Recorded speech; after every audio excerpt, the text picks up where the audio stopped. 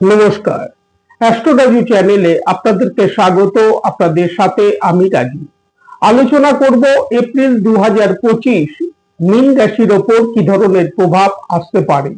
রাশিফল অনুষ্ঠানে এপ্রিল 2025 আপনাদের শরীর স্বাস্থ্য, আর্থিক স্থিতি, কর্মক্ষেত্র, ব্যবসা বাণিজ্য, এডুকেশন, দাম্পত্য জীবন, প্রেম, প্রণয় সহ সমস্ত বিষয়কে নিয়ে আলোচনা করব আজকের এই অনুষ্ঠানে। তার আগে বলবো, যারা যারা অনুষ্ঠানটি দেখছেন প্লিজ চ্যানেলটিকে সাবস্ক্রাইব করতে ভুলবেন না, আর যারা যারা সাবস্ক্রাইব করছেন তাদেরকে আমার অসংখ্য ধন্যবাদ। এপ্রিল মাসের শুরুতেই রাশির ফার্স্ট হাউসে একাধিক গ্রহকে গোচরে অবস্থান করতে দেখা যাচ্ছে। শনির 7.5 মধ্যচরণও এই সময় অতিবাহিত হতে দেখা যাচ্ছে, যার ফলস্বরূপ জাতকের মধ্যে এই সময় ক্রোধ জেদ যথেষ্ট বৃদ্ধি পেতে দেখা যাচ্ছে, যার কারণে নিশ্চিত কাজ সম্পন্ন হবার ক্ষেত্রে বিঘ্ন বাধা আসতে দেখা যেতে পারে। জাতকের নিজের কারণেই ব্যবসায়িক স্তরে, পারিবারিক ক্ষেত্রে এবং প্রতিবেশীদের সাথে মতপার্থক্য এই সময় আসতে দেখা যাবার সম্ভাবনা। দাম্পত্য জীবনে পার্টনারের সাথেও মতপার্থক্য এই সময় আসতে দেখা যাবার সম্ভাবনা। সুতরাং নিজেদের ক্রোধ ও জেদের প্রতি এই সময় নিয়ন্ত্রণ করে চলা উচিত। নিজেদের কথাবার্তার প্রতিও এই সময় কিছুটা নিয়ন্ত্রণ করে চলা উচিত।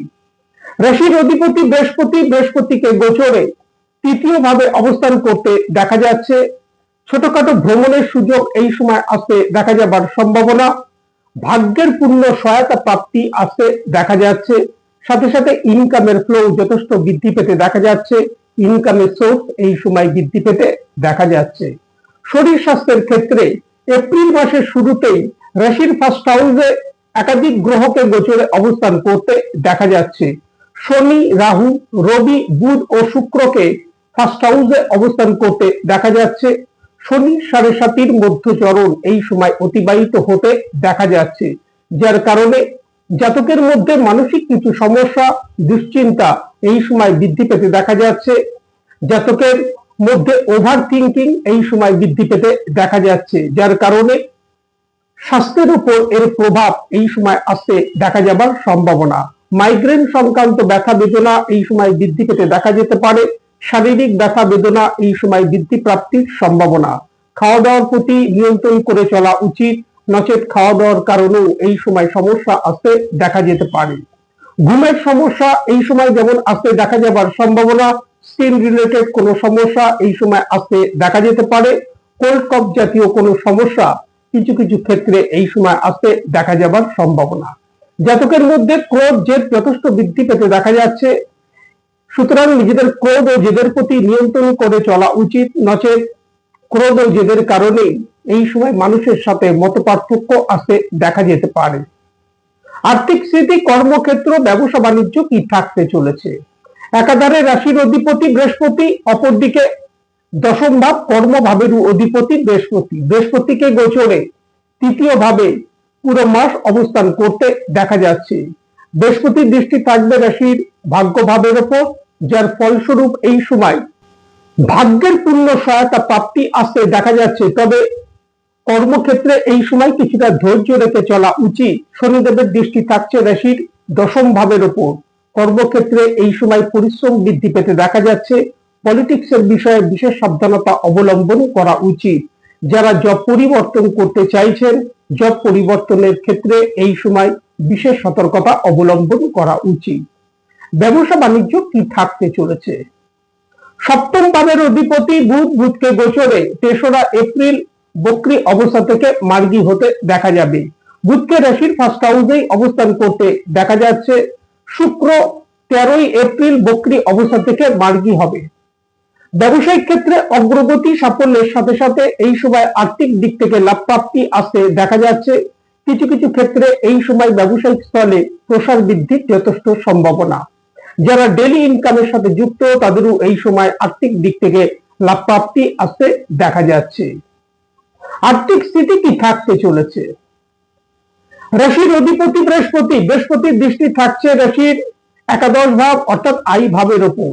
দ্বিতীয় ভাব অর্থাৎ ধন ভাবের অধিপতি মঙ্গলকে গোচরে রাশির পঞ্চম ভাবে 3রা এপ্রিল থেকে অবস্থান করতে দেখা যাবে। মঙ্গলের পুরো মাস দৃষ্টি থাকছে রাশির একাদশ ভাবের ওপর।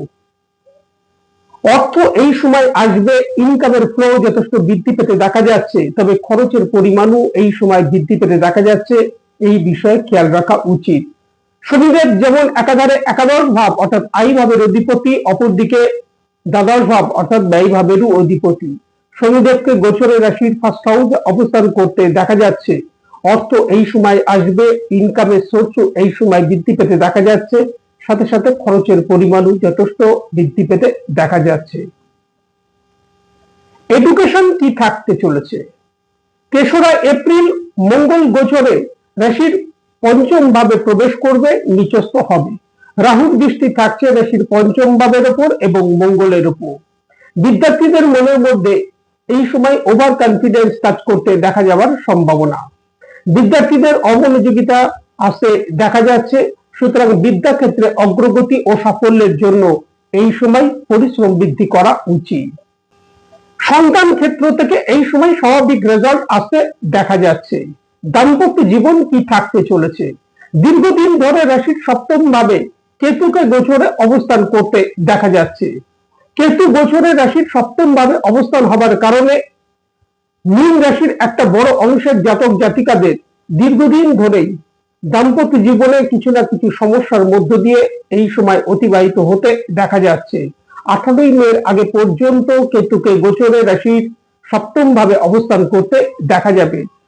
সুতরাং দাম্পত্য জীবনে এই সময় কিছুটা কম্প্রোমাইজ করে চলা উচিত। সাথে সাথে শনিদেবকেও গোচরে রাশির ফার্স্ট হাউসে অবস্থান করতে দেখা যাচ্ছে। শনিদেবকে দীর্ঘ প্রায় 2.5 বছর রাশির ফার্স্ট হাউসে অবস্থান করতে দেখা যাবে, যার ফলস্বরূপ নিজেদের কথাবার্তার কারণেই দাম্পত্য জীবনে এই সময় ছোট ছোট বিষয়ে মত পার্থক্য আসতে দেখা যাবার সম্ভাবনা।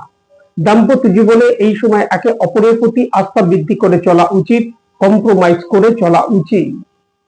প্রেম প্রণয়কে নিয়ে বলবো যে প্রেম প্রণয় থেকে একটা স্বাভাবিক রেজাল্ট এই সময় আসতে দেখা যাচ্ছে, তবে পঞ্চম ভাবে মঙ্গলকে গোচরে 3রা এপ্রিল থেকে নিচস্থ হয়ে অবস্থান করতে দেখা যাচ্ছে। রাহুর দৃষ্টি থাকছে রাশির পঞ্চম ভাবের উপর, মঙ্গলের উপর। নিজেদের কথাবার্তার কারণে এই সময় আর্গুমেন্ট বা বিবাদ আসতে দেখা যাচ্ছে, সুতরাং নিজেদের কথাবার্তার উপর এই সময় নিয়ন্ত্রণ করে চলা উচিত। যে কোনো ধরনের বাদ বিবাদ এড়িয়ে চলা উচিত। এই সময় প্রত্যহ যদি হনুমান চালিসা পাঠ করা যায়, সাথে সাথে নিত্য যদি ভগবান বিষ্ণুর আরাধনা করা যায়, তা থেকে যথেষ্ট লাভ প্রাপ্তির সম্ভাবনা। এই ছিল এপ্রিল 2025 মীন রাশির জাতক জাতিকাদের মাসিক রাশিফল। আজ এই পর্যন্ত। নমস্কার।